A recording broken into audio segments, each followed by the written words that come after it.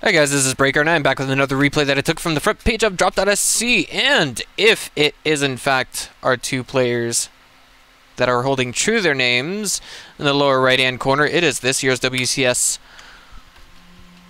World Champion, known as sOs. Also known as Kim Yoo-jin in Korean. And in the upper left hand corner spawning is our blue Terran I give you all, Nerffy. The map we're on is Belshire Vestige LE. And I just absolutely, you know, I mean, when you've got sOs as one of the contenders in the game, that is grounds enough to download any replay. But I'm wondering, where exactly did this replay come from? It is, of course, a ladder edition map that we're looking at. It could have been from an online tournament. More than likely, it was just, ladder mode, and that's it. But I'm more inclined to say that it's going to be from ladder mode than, say, an online tournament, considering sOs is possibly the richest player on the planet given his present status as the Battle.net World Championships first prize winner. And speaking of, I'm so looking forward to this year's WCS system as a whole, because there's going to be a lot more diversity in it. There is. I mean, I don't want to bash the Koreans at all. There's nothing wrong with, facing the fact that North American players just, they really can't exactly compete with Koreans these days. But I did my best to avoid eye contact with the running time of this replay, so I honestly don't know how long this game is going to last. I really don't. So it could last at any minute. It could end in 2 minutes for all I know. It could end in 10 minutes. It could end in an hour for all I know. But of course, on the size of this map that we're on, it's not very likely. There is a lot of room for mobility for our Terran player, but of course he's facing off against sOs, if that is in fact the sOs. And neither player has given out a good luck have fun yet, so I'm a little bit mesmerized as to why they haven't just yet. sOs going for a single gas opener thus far. Maybe he'll take it into his second gas later, but what I find so very strangely peculiar about this is that he didn't even neither player has actually sent out a scout yet. Neither player has sent out a worker scout. And they are both going with gasless openers. So this leads me to believe that perhaps they're playing with some kind of mutual knowledge of each other, like they know each other's playstyle. So perhaps this is a tournament game. Who knows? But of course, Nerffy is going to go ahead and send out his first SCV to get the command center thrown down at the natural. And sOs is just going to sit out here in his comfy, make sure there's no proxies going down, no late proxies or anything like that. And he's going to come back here and throw down the second Nexus. I'm just going to alt-tab real quick and make sure everything's running smoothly with XSplit, and it is. So we're back in the game now.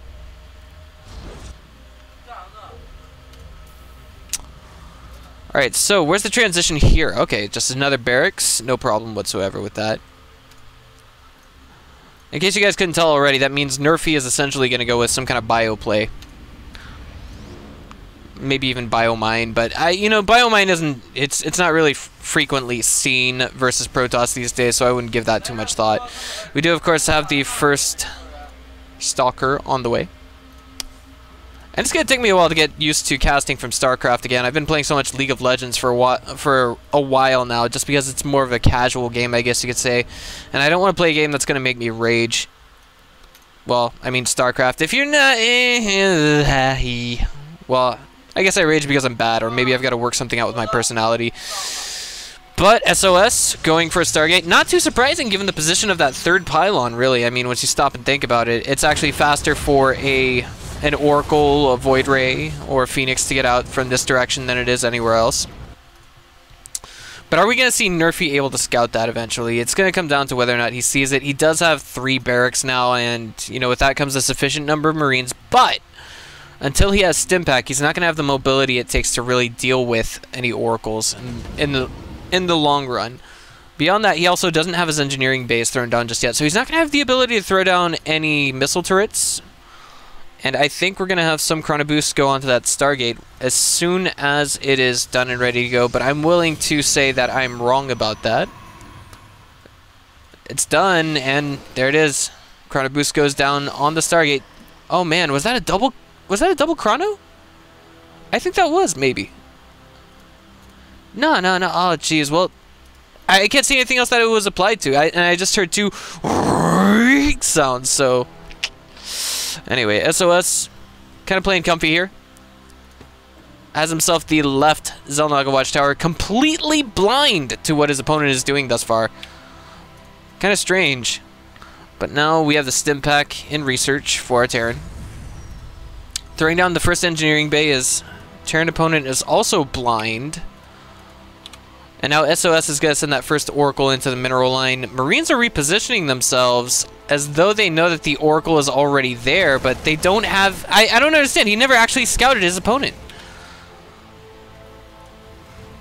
This is very interesting. And now there are even more Marines waiting in the mineral line in the main. That was actually somewhat excusable, I guess. And the Oracle gets away with 2 SCV kills and dashes out of there.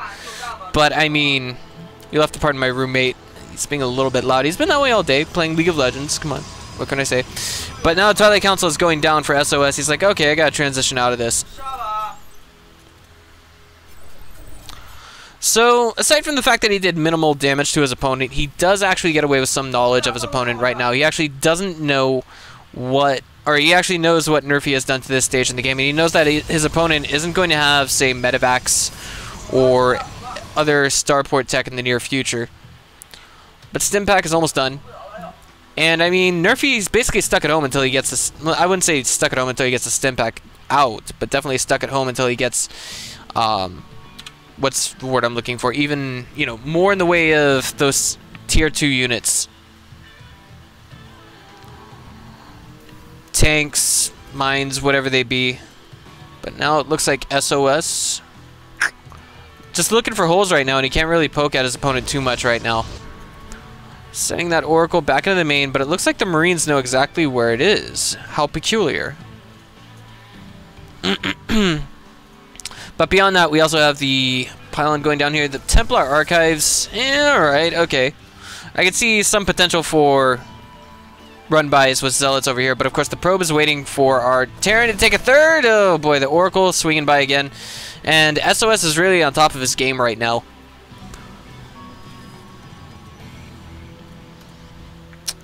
Back at home, High Templar being warped in, of course, way ahead of Psionic Storm, which is exactly where you want to keep it.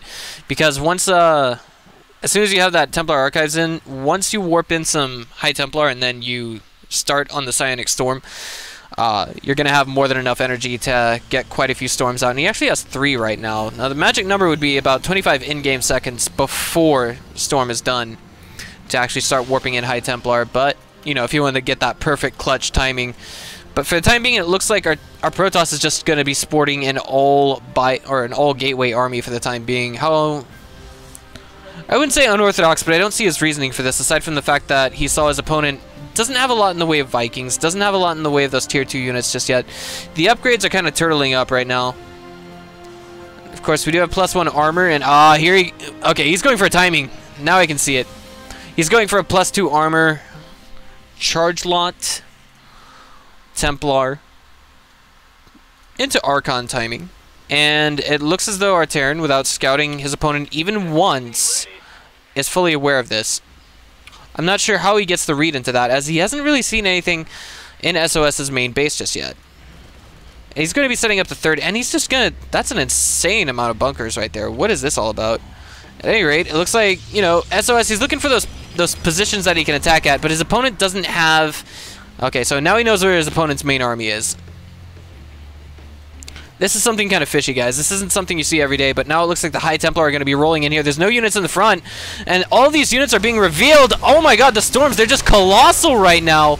And it looks like some Zealots not quite going to get the positioning that they need, but it looks as though the connections are okay on the Storms. Not the best, but getting a huge chunk of that bio army, and now SOS is abusing his opponent's immobility, using a few Zealots over here to actually clean up some of these SCVs that are building bunkers. And with that, we see SOS kind of taking a little bit of hurt there. But he knows just what his opponent is doing, and this is... Wow, okay. Right now, there's no doubt in my mind that this is the legitimate SOS, but of course, I think his Terran opponent, not having scouted him to this stage in the game, may possibly be a map hacker. I mean, there's no other way to say it. And beyond that, our Terran, to this stage in the game, still has no Ghost Academy. Hold on, am I reading this right? He has no Ghost Academy? I don't see why a Terran player would do this, but I mean, he's just setting himself up to lose this game without a Ghost Academy. So now we got a ton of bunkers, almost all of which are full of Marines.